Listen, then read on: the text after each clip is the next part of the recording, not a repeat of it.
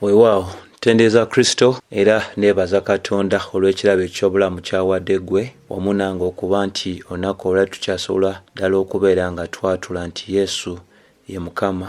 Kusiima gwe mukwano atutte eddaala ery'okweyongerera ddala okwekkaanyiza ddala ebyawandiikibwa era neebaza Mukama Katonda waffe olw'ekirabo eky'obulamu ky'awadde ggwe n'ab'ennyumba yo ate era n'omukisa gw'awadde emirimu egy'emikono gyo. Nga bulijjo amanya mazima Kenneth era nga nyongera okukubiriza mmwe mwenna abagenda maaso abanyumirwa bye tukola nga muyina kye mufunye mu byo ogenda maaso n'okutwala eddaala eryo kusubscribinga ku channel yaffe omwatera n'okwongerayo amasomo gano eri abantu abalala ate era n'okubiriza gwenna bw'obanga olowooza olina ky'osobola okuba nga okola okyulyamu emirembe mu mutima gwo wandyagadde otuwagira mu ngeri eby'ensimbi twagala okugamba nti tukwaniriza nnyo nnyini ddala era kozesa ennamba ezo eziteekebwa mu kasanduuku kaffe aka YouTube obubaka bujja kuba nga bututuukako. So twagala okwebaza Katonda olw'okubeera nti atusobozesezza okuba nga tukyasobola ogendera ddala mu maaso n'okola omulimo guno mu masekkati ag'ebintu ebingi ebitawunika mu bulamu obw'ensi ebisoomooza. Olunaku olwaleero tugenda kuba nga tutunuulira essuula esooka olunyiriri olw'omusanvu mu kitabo eky'Abefeso kye tuli ogenda mu maaso n'okuba nga tukola. Tetumanyi kigenda twala bbanga ki naye Mukama yeebazibwe twagala okuba nga tutwalira ddala eddaala ery'okutegeera ddala obukulu obw'ensonga. Eky'obudde si kye kikulu, ekikulu ennyo kwe kubeera nga ebyo ebitulambikiddwa mu byawandiikibwa ate tugendera ddala mu maaso n'okuba nga tubinnyonnyokamu oba nga tubitegeerera ddala. Bw'oba otulinde olunyiriri luno olw'omusanvu luzimbibwa ddala ku ebyo ebisookera ddala nga ebintu eby'enjawulo bye tugenze maaso n'okulaba mu nnyiriri ezisooka omukaaga. Era njjukira bulungi ngenze maaso n'okunyweza mu masomo gali amalala nti bwe tuba tutandikira ddala ku nsonga yennyini olunyiriri olw'okusatu paka olw'omukaaga ennyiriri ezo zirambikira ddala bulungi nnyo kye tuyita omulimo ogwa Kitaffe omwo nga mwe muli bino wammanga omuli ensonga y'okuba nti yatuwa omukisa ye yatulonda ate era ye yatwawula okubeera nga tumufuukira abaana. Naye bwe tutandikira wano olunaku olwo otugenda okuba nga tutunuulira ku lunyiriri olw'omusanvu paka kutuuka ddala ku lunyiriri olw'ekkumi ate tujja kubeera nga twegendereza ddala wamu n'okulabira ddala ensonga oba okunnyonnyolwa okw'omulimo ogwa Mukama waffe Yesu Kristo ng'omwana wa Katonda kubanga ng'era bwe twalaba nti enteekateeka yonna eya Katonda n'ebigendererwa bye byonna bituukirizibwa okuyita mu Kristo Yesu nga bwe twalaba mu Befeso essuula ey'okusatu olunyiriri olw'ekkumi. So mu maaso gaffe tuyina olunyiriri luno olw'omusanvu. Olunyiriri luno olw'omusanvu bwe luti bwe lugenda mu maaso n'okwogera lugamba nti eyatuweesa okununulibwa kwaffe olw'omusaayi gwe okusonyiyibwa ebyonoono byaffe nga obugagga obw'ekisa kye bwe buli. Kati lwero olunyiriri olutuli mu maaso era nga kyensobola okugamba nti waliwo ebintu bya mirundi ng'ena wano bye tusobola okubeera nga tetuyisaako maaso mu nnyiriri olw'omusanvu. Ekisookera ddala y'ensonga Bayibuli gy'egamba eyatuweesa okununulibwa kwaffe. Ekyokubiri olw'omusaayi gwe. Ekyokusatu okusonyiyibwa ebyonoono byaffe. Ekyokuna nga obugagga obw'ekisa kye bwe buli. Kati nno ebyo bye njagala tubeere nga tufiirako ddala n'okuba nga tunnyonnyokera ddala. Naye ku mulundi guno mu lunyiriri olw'omusanvu tugenda kuba nga tulukolamu amasomo 4 nga buli ssomo litunuulira ku nsonga waneeno egenze maaso n'okulambikibwa nga ekyokulabirako eyatuweesa okununulibwa kwaffe. Eryo tugenda likola nga ssomo ku lwalyo. Then essomo eddala tujja okukola nga nayo linaaba liyimiridde ku lwalyo ly'essomo erigenda okwata ku kye tuyita olw'omusaayi gwe. Then tunaakola essomo eddala erigamba nti okusonyiyibwa ebyonoono byaffe erisembeyo ddala lijja kuba nga litunuulira kye tuyita nga obugagga obw'ekisa kye bwe buli. Naye ku mulundi ogwaleero katutandike n'okunnyonnyola okwo okusookera ddala okugamba nti eyatuweesa okununulibwa kwaffe. Eyatuweesa okununulibwa kwaffe. Wano nno waliwo bintu bingi eby'okubanga tuteekera ddala mu nkola ng'era bwe tuba tetunnaba kutuuka ku kigambo ekiyitibwa okununulibwa. Waliwo ebigambo ebisooka eby'emirundi ebiri bye nandyagadde tubeere nga tutunuulira. Bayibuli eyogera ku nsonga egamba eyatuweesa. Bayibuli bw'eyogerako n'omuntu atuweesa, mu butuufu obw'ensonga ebeera tesonga ku muntu mulala wabula esonga ku Kristo Yesu, oyo Katonda muntu, oyo Katonda muntu. Oba oyo gwe tugamba ti yali 10 ku kinnaakyo Katonda, ate era yali 10 ku kinnaakyo omuntu. Pawulo nga bwe tujjukira obulungi okuviira ddala waggulu eri gye tuvudde, agenze maaso n'okubeera nga asonga ku Mukama waffe Yesu Kristo nga bwe nalaga mu ssomo erisembayo. Ekigendererwa kyalinga ekyogamba nti yali tayagala tubeere nga twerabira. Omuntu ono yalinganga agamba nti oba tuneerabira Kristo yaani, naye n'asalawo Kristo okubanga amutujjukiza. Era okuviira ddala ku lunyiri olusookera ddala paka ku lunyiri luno olw'omusanvu tewaaliwo lunyiri lwonna lwe tulabye nga Kristo tayogeddwako. Era omu ku babuulizi b'enjiri ab'omu kyasa ekya 1800 eyali ayitibwa Charles Spurgeon yagenda maaso n'agamba nti enjiri yonna etaliimu Kristo Yesu ebanga omugaati ogutalina ngano. So amakulu g'enjiri ya Kristo, kubanga Pawulo ayogera mu Balomi 1:16 ti enjiri tenkwasa nsonyi, enjiri tenkwasa nsonyi kubanga ge maanyi ga Katonda. So omuntu yenna kyayita okubuulira kwonna kutali mu Kristo Yesu abeera abuulidde ekintu ekiyitibwa omugaati naye ng'ate temuli kye tuyita eŋŋaano. So ensonga y'enjiri ye Kristo Yesu. So ye muntu eyajja n'atukiikirira. Katonda 10 ku kinnaakyo ate muntu 10 ku kinnaakyo. Ate era ekirala Bayibuli bweyogera ku kigambo, bweyogera ku Kristo ng'egamba eyatuweesa, kye kigambo kye kimu oba kwekogera kwe kumu okutegeeza obukulu obwa Kristo, obukulu obwa Kristo obw'ensonga ey'obulokozi bwaffe. Ekitegeereza ddala nti tewaliiwo bulokozi oba obulokozi tebuli mu muntu mulala yenna wabula Mukama waffe Yesu Kristo. Petero ayogera mu Bikola by'Abatume 4:12 tituweereddwa erinnya limu wansi w'eggulu mwe tusobola okuba nga tufuna obulokozi bwaffe, era ng'alagira ddala obulokozi tebuli mu linnya lya muntu mulala yenna wabula mu linnya erya Mukama waffe Yesu Kristo. Yokaana 14:6 eraga nti ly'ekkubo n'amazima n'obulamu. Yokaana 8:24 egamba nti bwe mutakkiriza nze munaafiira mu bibi byammwe.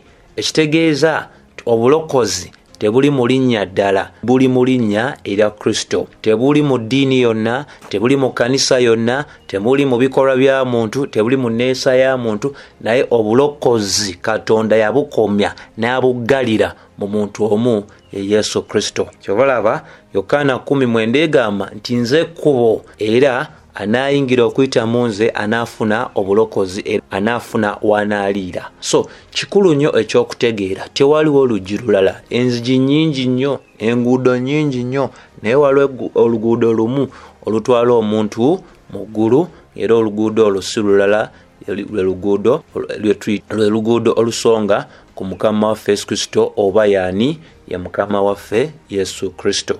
Ekyokubiri kyenyaga tubeere nga tufaako wano y'ensonga gye tuyita kwaffe. Jjukira egambye nti eyatuweesa okununulibwa kwaffe. Kati bano abayitiddwa baffe mu bungi wano bagambye kwaffe. Kwaffe kye kigambo kye kimu ekinnyonnyola obungi bw'abantu nga tebaanokoddwa mannya gaabwe. Bano abayitiddwa bakwaffe oba baffe si balala nga bwe tugenze mu maaso n'okuba nga tulaba. Kwaffe wano esonga kw'abo abantu abaalondebwa Katonda. Era ekigambo kino kwaffe mu bungi obw'ensonga bwe kinnyonnyola tekinnyonnyola bantu balala wabula abantu abo be tugendedde mu maaso n'okuba nga tulaba okuva ddala mu lunyiriri olwokusatu. Jjukira bulungi egamba etya nti yeebazibwe Katonda Kitaawe wa Mukama waffe Yesu Kristo eyatuwa kati mu lwokusatu abantu bano abali mu bungi boogeddwako nga bali mu bungi obwabo abaaweebwa. Mu lwokuna bweti bwe boogerwako nga bwe yatulondera mu ye. Mu lwokuna bali mu mbeera ya kulonderwa nga bwe yatulondera, bwe yatulondera. Abaalondebwa abo Bayibuli era beebo be bamu beeyogerako ne mu Lwomusanvu. Mu lwokutaano egambye bwe yatwawula bali mu bungi obwo. Abo abangi abaawulwa be bantu be bamu era abali okwogerwako wano mu Lwomusanvu nga bannyonnyolwa nga kwaffe. Era ekyo kikulu nnyo kyakutega nti omuwandiisi naye teyagenda mu maaso n'okuba nga yeggalira wabweru. Kyova olaba lwogera lugamba eyatuweesa okununulibwa kwaffe, nti awandiikira Abeefeso naye bw'awandiikira Abeefeso emiganyulo Abeefeso gye bafuna ate alagira dda nti gy'emiganyulo gye gimu ye kennyini naye egyali gimukomerako ddala nti yali kitundu ku ebyo byonna byali awandiikira abantu baneeno ab'omu kkanisa ey'Abeefeso. So be balonde ba Katonda, be abaweebwa omukisa, be abaayawulwa, be baafuuka abaana ba Katonda, ate era be bano abagenze maaso n'okubeera nga ku luno nga boogerwako mu bungi obw'okuba nti baaweebwa kununulibwa. So ne bwe tutuuka ku nsonga enkulu ey'olunaku gye tuyita okununulibwa. Okununulibwa mu lulimi Oluyonaani kye kigambo kye kimu ekitegeeza omutango, era kye kigambo kye kimu ekitegeeza okubeera nga omuntu alokolebwa. Okununulibwa kye kigambo kye kimu ekitegeeza omutango, era kye kigambo kye kimu ekitegeeza okulokolebwa. Okununulibwa era mu Luzungu kinnyonnyolwa mu ngeri nnyingi nnyo. Engeri endala gye tusobola okwogerako nti kitegeeza omuntu okubeera nga afunye eddembe okuva mu busungu bwa Katonda n'eri ekikolimo eky'amateeka. Omuntu okuweebwa eddembe okuva mu busungu bwa Katonda n'ekikolimo eky'amateeka. Kuba ffenna tumanyidde ddala bulungi nti Bagalatiya 3:13-14 erambikira ddala bulungi ensonga ng'eraga nti Kristo yafuuka ekikolimo ku lwaffe, oba Kristo yatununula okuva mu kikolimo eky'amateeka. So kyekyo kye tuyita okununulibwa. Ogiddwa, oweereddwa eddembe okuva mu kye tuyita obusungu n'ekikolimo eky'amateeka. Ekirala, okununulibwa mu lulimi Olulatino kye kigambo kye kimu ekitegeeza omuntu abadde yatundibwa ate agulibwa okuva eyo gye yali yatundibwa. So kikulu nnyo ffe okutegeera nti twali tubaddeko mu katale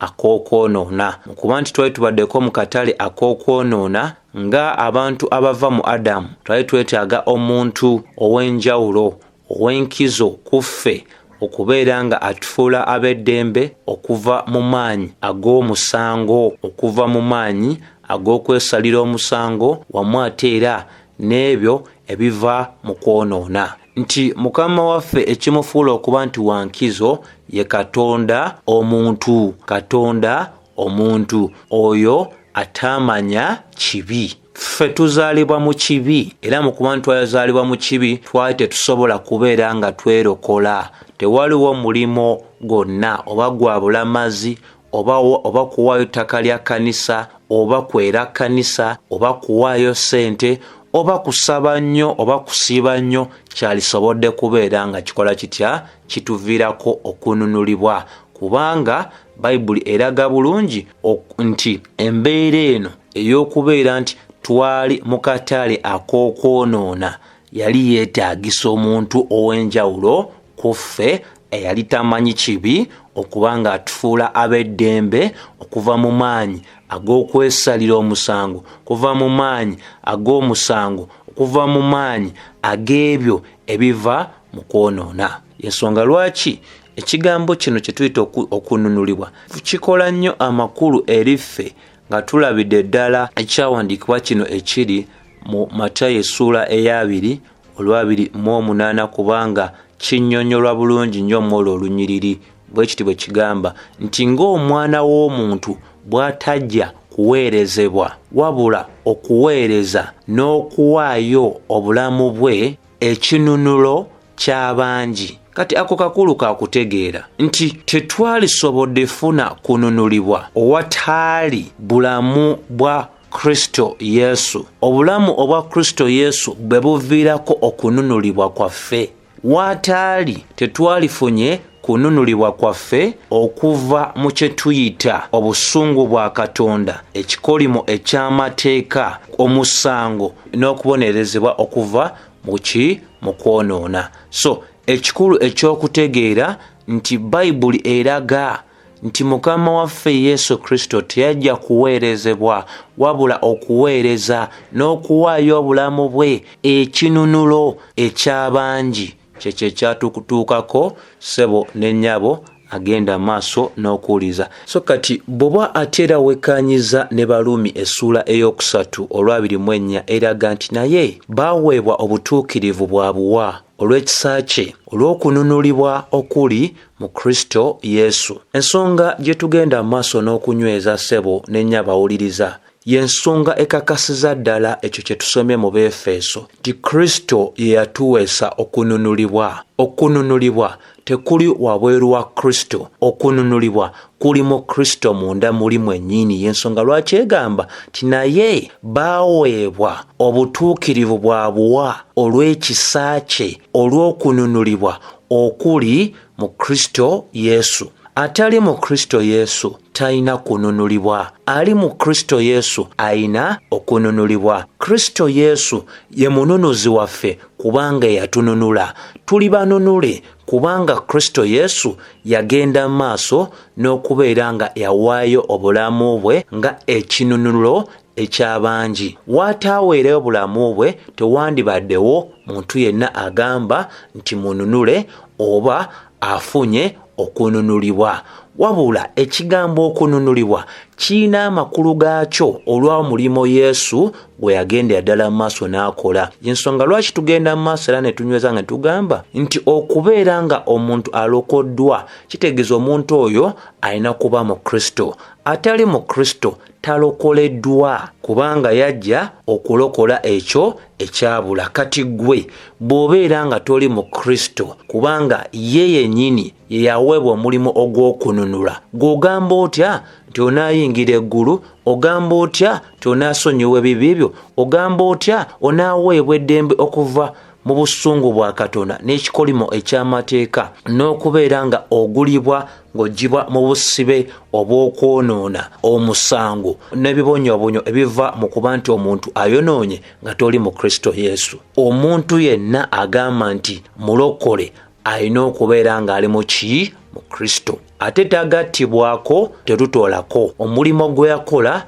gwali gwa ttendo, y'ensonga lwaki tuweebwa obutuukirivu bwa buwa olw'ekisa kye olw'okununulibwa okuli mu Kristo Yesu. Wano wakulu wakutegeera Kristo yatununula ng'asasula ekyo ekyali kyetaagisa ku lwaffe okufuna emirembe. Kakulu kakutegeera Kristo yatununula bwe yasasula ekyo ekyali kyetaagisa ku lwaffe okubeera nga tununulibwa. Katonda yali tayagala kinu kirala kyonna. Katonda yali ayagala ekintu eki kimu. Yali ayagala omulimo ye kennyini gwe yali yoloboza okubeera nga agukolera mwani. Naye gwe nange tetuyinaayo ngeri yonna. So ekyali kigwanidde, ekyali kimatiza, ekyali kisaanidde okubeera nga kye kyalina okuweebwayo ffe okufuna eddembe lyaffe, kyonna kyali mu Kristo Yesu.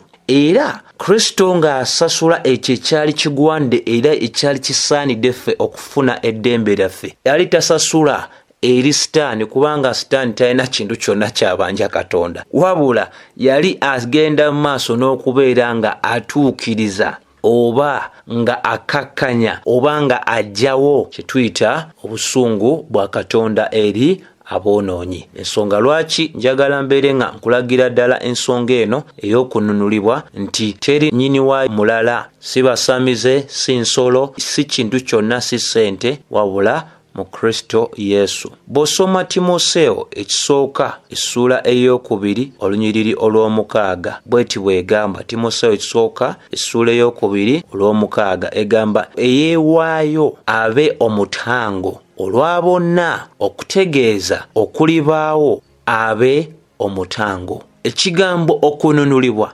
kitegeeza mutango, kitegeeza omutango. Ani eyafuuka omutango gwaffe olw'ebibi? Si mulala ye Kristo Yesu. Kyetuva tuyimba nga tugamba omutango yagujjawo, ebibi yabyetikka, ebbanja yalisasula, ekitiibwa kimuddire. So ye yagenda mu maaso n'okusasula kye tuyita omutango. Era tuli banunule kubanga Kristo yeewaayo abe omutango. Omutango gwaffe ogw'ebibi tegwali gwa mwana gwa nnyana, tezaali ssente, si mpisa, si kusiiba, si bimu bya 10, wabula omutango gwaffe ogw'okubanga tununulibwa ye Kristo Yesu. Muntu ako kakulu nnyo kakubanga tukola tutya nga tutegeera. Ate era bwe tweyambisa ne Tito essula ey'okubiri olw'14 nayo enyweza ng'egamba nti eyeewaayo ku lwaffe. Bano abayitibwa ku lwaffe oba bano baffe si balala, bebo bamu be twogeddeko ng'abaalondebwa, abaayawulibwa Katonda, abaaweebwa omukisa, abaweereddwa ekinunulo kino. So Bayibuli etulaga nti eyeewaayo ku lwaffe alyoke atununule mu bujeemu bwonna. Omununuzi waffe si mulala ye Kristo Yesu. Ensonga lwaki erinnya lye ligulumidde waggulu w'amannya gonna. Gwenna awuliriza bino nga tonnaba kubeera nga ofuna enkolagana naye, ke kaseera gwa mu maaso ge, laba obuzito bw'ebibi byo, mukaabirire, sabe ekisa kye akusonyiwe. Bayibuli etulaga eyeewaayo ku lwaffe alyoke atununule mu bujeemu bwonna. Ani atununula mu bujeemu bwonna? Si mulala wabula ye Mukama waffe Yesu Kristo. Njagala ate tuyambiseeko ne ku kyawandiikibwa ekiri mu Bakolinso ekisooka essula essookera ddala olunyiriri olw'30. Jjukira Bakolinso ekisooka essula esooka nayo tezimbiddwa ku nsonga ndala, etulaga obukulu obw'omulimu Kristo Yesu gwe yakola, ate era etulagira ddala nti enjiri ye erina obusobozi okulokola bonna abakkiriza. Ate era Bakolinso ekisooka etulagira ddala tuwaliwo Katonda ye abantu beeyoroboza n'abalonda. Bw'oli olw'26 lugamba nti naye Katonda yalonda ebisirusiru eby'ensi, abagezigezi abakwase ensonyi, era Katonda yalonda ebinafu by'ensi akwase ensonyi ab'amaanyi. Bantu si balala, beebo be bamu betwogeddeko nga abalonde ba Katonda. Ensonga lwaki olwasatu lugamba nti naye ku bw'oyo mmwe muli mu Kristo. Ku bw'ani? Ku bwa Kitaffe Katonda, ffe tuli mu Kristo Yesu. Kristo eyafuuka amagezi gye tuli okuva eri Katonda, era obutuukirivu n'okutukuzibwa n'okununulibwa byonna, oba oyogera ku magezi, oba oyogera ku butukuvu, oba oyogera ku kutukuzibwa, oba oyogera ku kununulibwa, byonna tubiina mu Kristo Yesu. Okwo ako tutadde ne Bebbulaniya essula ey'omwenda olw'15 nayo enyweza ensonga y'emu. So bw'oba otunulidde ebyawandiikibwa bino byonna bitugenze maaso n'okubanga tukubye emmunye wamu n'okusoma, ebyawandiikibwa bino byonna biragira ddala oba bikakasiza ddala nti nno ebbanja lyaffe lyasasulibwa ddala mu bujjuvu bwalyo olw'omuntu oyo omu Katonda mwene gwe yeerondera. Ebbanja lyaffe lyasasulibwa ddala mu bujjuvu bwalyo olw'omusajja oyo omu Katonda mwene gwe yeerondera. Kyova olaba bw'obeera nga osomye obanga otunuulidde oluyimba lwe tuyita nti Yesu yasasula kyonna, n'owulira layini esooka egamba nti wulira kyegamba, mpulira omulokozi ng'agamba amaanyi go matono gw'omwana omunafu, tunula era osabe, sanga munze byonna byonna. Refrain olyoka egamba Yesu yasasula kyonna. Kyonna kye tusobola okuba nga twesiimisa, tukyesiimisa ku lulwe, kubanga ekibi kyali kimaze okuleka muffe ebbala ery'amaanyi, ne ebbala eryo yalyoza n'alijjawo n'atutukuza ng'omuki, ng'omuzira. Oluyimba lugenda maaso ne lugamba nti Mukama kaakano nsanga amaanyi gange mu ggwe wekka wekka, kubanga gwasobola okukyusa ebigenge eby'omuntu, era gwe asobola okumementula omutima ogw'ejjinja. So bino bikulu bya kubeera nga tubitegeerera ddala nti omulimo guno gwakolebwa dda Mukama waffe ate bwe yali agukola yagukolera ddala buki bulungi nnyo nnyini ddala. Era waneeno mu kumaliriza njagala tubeere nga tutunuulira ku ndaba ez'emirundi ebiri ezikwata ku kye tuyita okununulibwa. Waliwo abatunuulizi bagenda mu maaso mu kutunuulira kwabwe oba mu kwekkaanya kwabwe okw'ensonga, era waliwo engeri bbiri kununulibwa gye twagenda mu maaso n'okubeera nga kulabibwamu abantu ab'enjawulo okuva mu myaka emingi nnyo egy'ekkanisa gyebaddewo. Okutunuulira okusooka kwe tuyita universal redemption. Universal redemption mu Luganda kye tugamba nti okununulibwa okwa buli muntu yenna. Okununulibwa okwa buli muntu yenna. Kaakati bw'otunuulira kino kye tuyita okununulibwa okwa buli muntu yenna, oba entunuuliro eyo eraga nti obulokozi buweebwa abantu bonna kasita babeera nga bazzukulu baani ba Adamu. Ekitegeeza ti Yesu bwe yali afa ku musaalaba yafiirira abantu bonna abava mu Adamu. Tayinaayo n'omu gwe yakola ki? Gwe yaleka. Wabula ate era ku kino kye tuyita okununulibwa okw'abantu bonna, bo ensonga eno eraga nti omulimo gwa Yesu tegulina kkomo, gukoma ku buli muntu yenna, era tayina n'omu gwe yakola ki? Gwe yeerabira. Wabula ate era okununulibwa kuno okwa buli muntu yenna okukakasa obulokozi eri buli muntu yenna ava mu Adamu kuteeka ekkomo ku bukulu obwa ssaddaaka eya Kristo Yesu, nga kulagira ddala nti yafiirira abantu bonna naye bonna tebasobola ate kulokolebwa. Okitegeera? Kati awo wali entabiro ya kino ey'ensonga ey'okununula abantu bonna. Bakkiriza nti abantu bonna yabanunula, naye ssaddaaka ye bagiteekako ekkomo nti tesobola ate bonna kola ki? Balokola. Erokola abo bokka ababeera bakoze batya? Bakkiriza. So ekyo kye tuyita okununulibwa okw'abantu bonna, era enzikiriza eyo yasinga okubeera nga egombebwamu obwala mu kyasa ekya 16, ng'era omwami omu eyasinga okubeera nga amanyibwa olw'okuba nti yali mabega wa kino ye mwami ali ayitibwa Jacob Arminius, era abantu abagenderera ne banyweza ekyo omwami oyo kye yagenda mu maaso n'okuba nga awolereza ebbanga lyonna bwe yali nga mulamu, tubayita Arminians nga tubajja mu ki?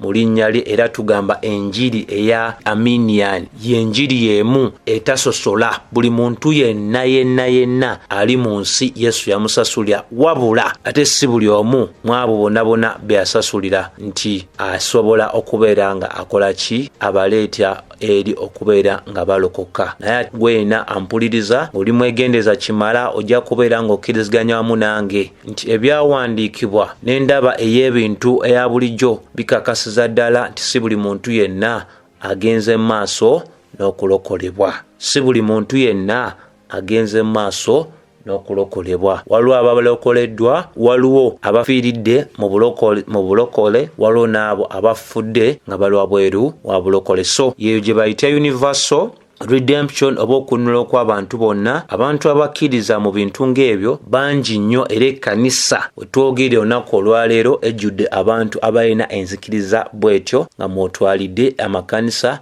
ag'abapentekooti, charismatics, nga mwotwalidde ezi-PAG, mwotwalidde ez'abakatuliki, mwotwalidde kyonna ky'omanyi nga kyogera ku ki? Ku linnya erya Kristo. Naye bwe batyo bwe bakkiriza nti yasasulira abantu bonna, naye ate ssaddaaka ye bagiteekako ekkomo nga bagamba nti egasa eri abo bokka abagenze mu maaso n'okukkiriza. Kati asasulira atya bonna ate n'atasobola kubeera nga abaleeta mu kukkiriza? Wabula entunuulira ey'okubiri oba endaba ey'okubiri gye tuyita particular redemption, oba kye twandiise okununulibwa nga kuyina abantu bekutunuulidde. Kununulibwa nga kuyina abantu bekutunuulidde. Ate era mu Luzungu okununulibwa okwo era kwe kuyitibwa definite atonement, oba nga kunnyonnyoddwa bulungi kutunuulidde ki? Era mu Luzungu kuyitibwa effective atonement, nti ssaddaaka ya Kristo Yesu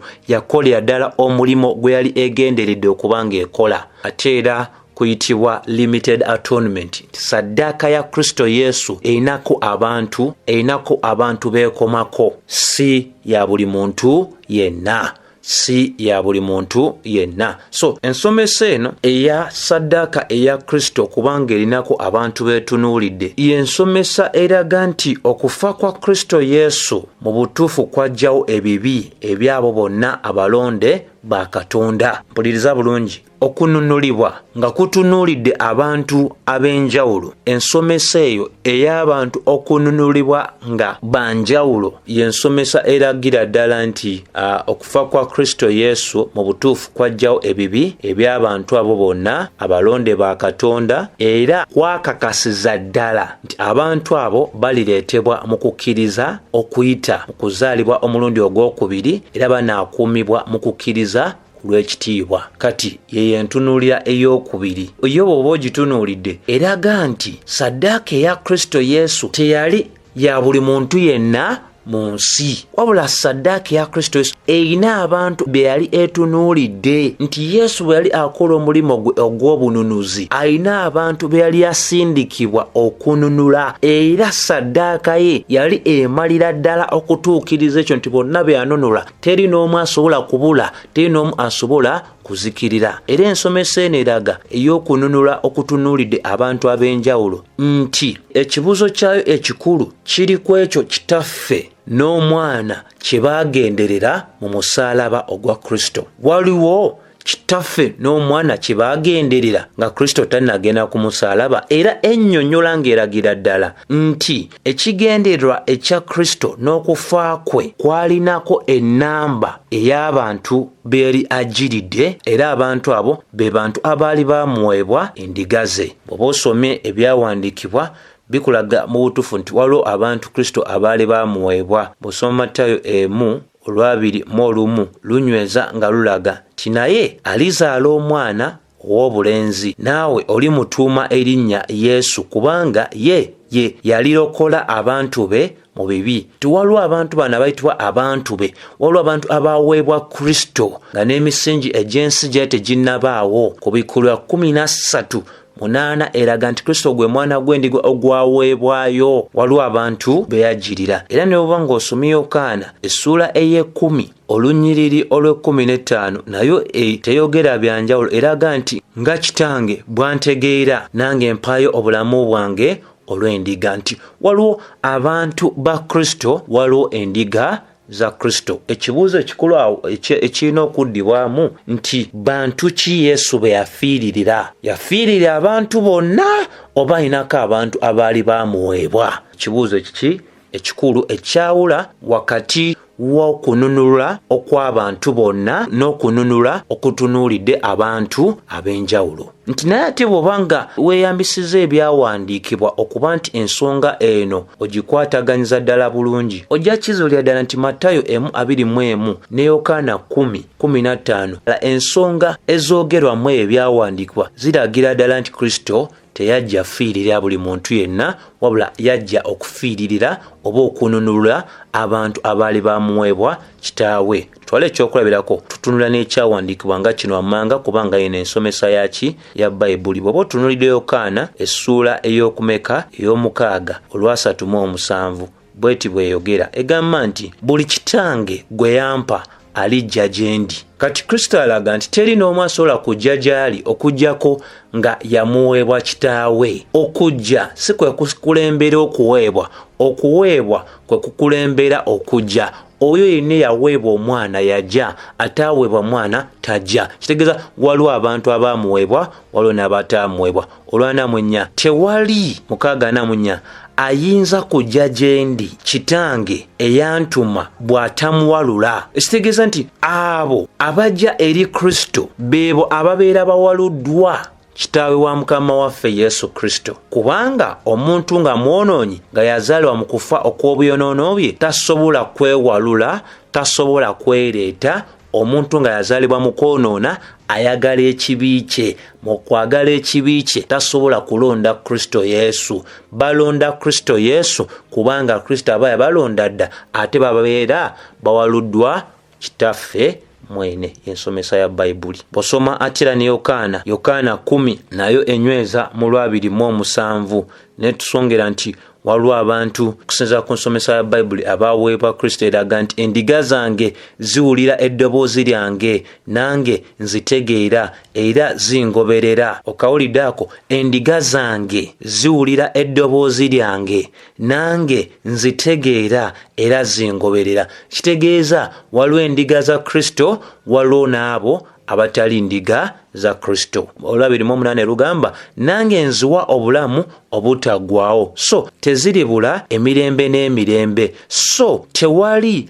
alizisikula mu mukono gwange. 29 Kitange eyazimpa ye mukulu okusinga bonna, so tewali ayinza okuzisikula mu mukono gwa Kitange. Nti ezoogerwako okuba endiga za Kristo zaali za kitaawe. Kitaawe olw'omukwano omungi gw'alina eri ye azimuwa, era bw'ajja ajja osasulirwa ezo endiga ezaamuweebwa kitaawe. Bw'ogenda mu Baluumi eno yo ate bw'ogisoma neeyogera byayo 8, jjukira 8 ezimbibwa ku bigambo bino wammanga byola mu 29, kubanga be yamanya edda era yabaawula okufaananyizibwa n'engeri ey'omwana we abeerenga omubereberye mu booluganda abangi 3, era be yayawula edda abo yabayita, era abo be yayita yabawa abo era obutuukirivu, era abo be yawa obutuukirivu yabawa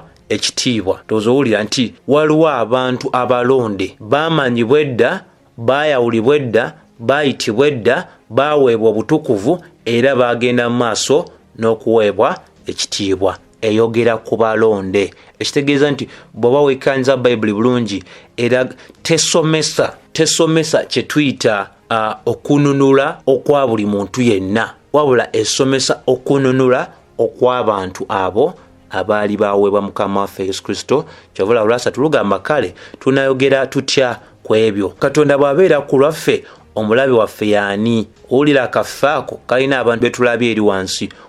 Olwasatu ataagaana mwana we ye naye n'amuwaayo ku lwaffe ffenna, era talitugabira ebintu byonna wamu naye. Laba Olwasatu ani aliroopa abalonde ba Katonda? Si bonna nti balonde, waliwo abalonde ba Katonda, waliwo n'abatali balonde ba Katonda. Katonda abawa obutuukirivu. Ani alibasalira omusango? Kristo ye yafa oba okusinga eyazuukira ali ku mukono ogwa ddyo ogwa Katonda era atwolereza.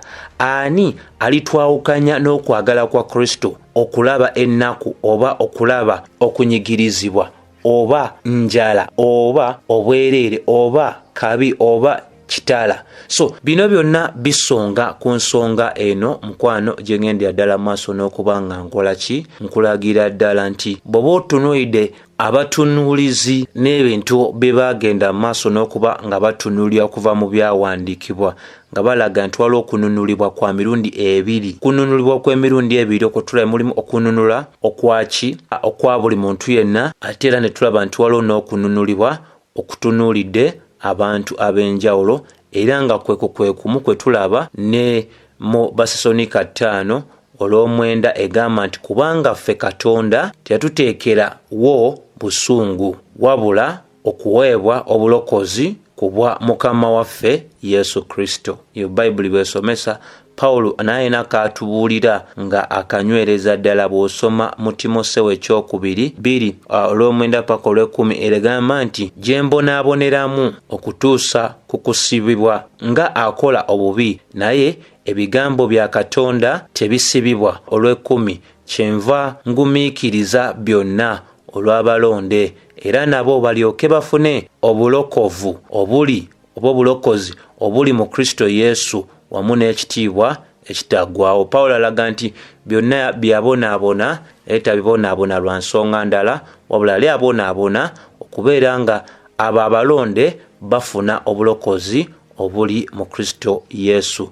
Ebyo bye tulaba mu Bayibuli. Ate ffenna tulina okujjukira bulungi nti essaala eya Yesu nga Ssaabakabona waffe ow'endagaano empya, Bayibuli etulaga nti essaala ye gye yasaba eyasemba nga tannabagenda mu kubonaabona waliwo abantu baataateekamu, wabula yasabira abo bokka abaali bamuweebwa. Yokaana 17:9 egamba nti nze nsabira abo, sisabira nsi wabula abo bewampa kubanga babo. Kawulidde yako nti tasabira buli muntu yenna ow'ensi. Kyekitegeeza nti ne saddaaka ye si ya buli muntu yenna ali mu nsi, wabula saddaaka ye yaabo abakola batya, abaamuweebwa. Wabula ekiriwo ekirala ekikulu ekyokutegeera nti newankubadde waliwo abantu abaaweebwa Kristo Yesu, gwe nange tetuli bamanya, gwe nange tetubamanyi.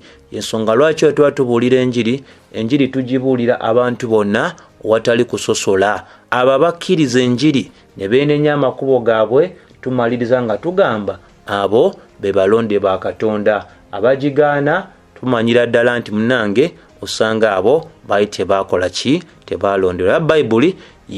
Bayibuli ngenderevu bulungi nnyo owatali kuwakanya, eragira ddala nti saddaaka eya Kristo Yesu gye yawaayo, saddaaka eyo yalina abantu byali etunulidde.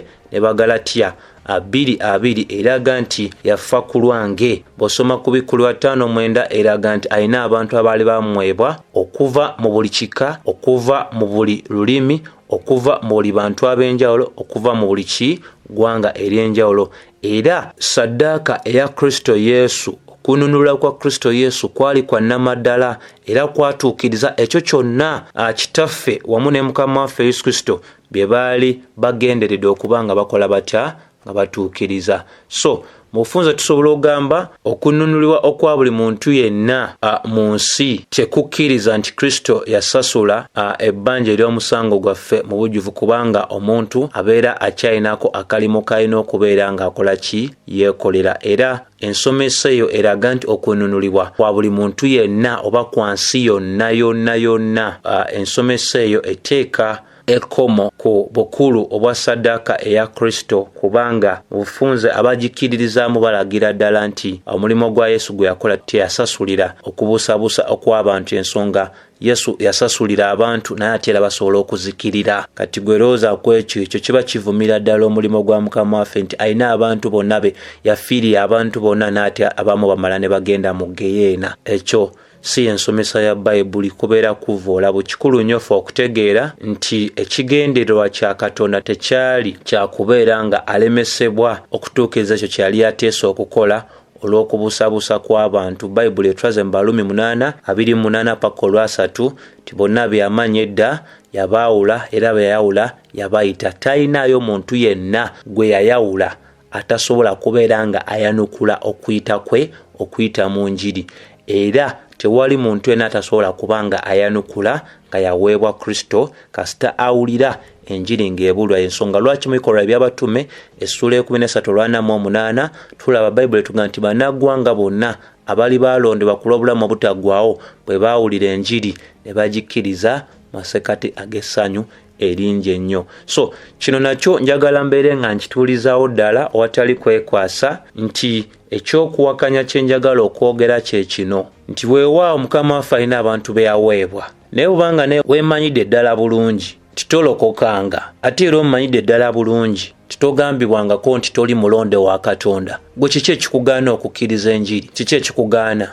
Kyetuva tugamba nti abo bonna abagaana enjiri bakikola ku lwabwe kyeyagalire, era okubonerezebwa okunaatuukawo oluvannyuma kujja kutuukawo ku lwabwe bennyini. Abo bonna abagaana enjiri bakikola ku lwabwe kyeyagalire, kubanga ekyo kye basalawo okubeera nga bakola. Okubonaabona okunaabatuukako oluvannyuma lw'ebintu byonna kujja kubeera nga mutawaana gwabwe. Teri n'omu abagaanye kukkiriza, bo bennyini enjiri bagigaana, balina bye baagala. Jjukira bulungi emboozi Mukama waffe gye yagenda amaaso n'okwogerako mu Matayo 22 n'alaga nti Yesu n'addamu n'ayogera nabo nate mu ngero n'agamba nti obwakabaka obw'omu ggulu bufaananyizibwa omuntu eyali kabaka eyafumbira omwana we embaga ey'obugole, n'atuma abaddu be okuyita abaayitirwa embaga ey'obugole ne batayagala kujja. Olwokuna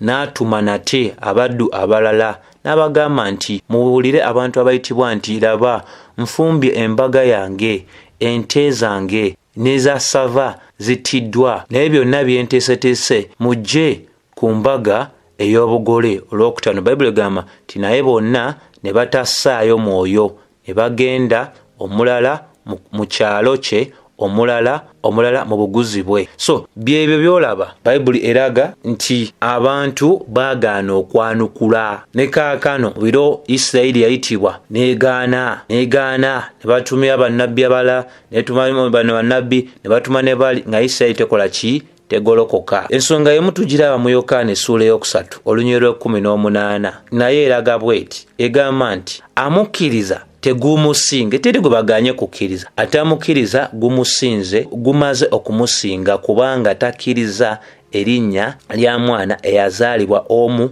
yekka owa Katonda. Teri agaaniddwa kukkiriza, naye abantu bagaana enjiri ku lwabwe kyeyagaliye kwa kibasalawo kubanga bakola batya?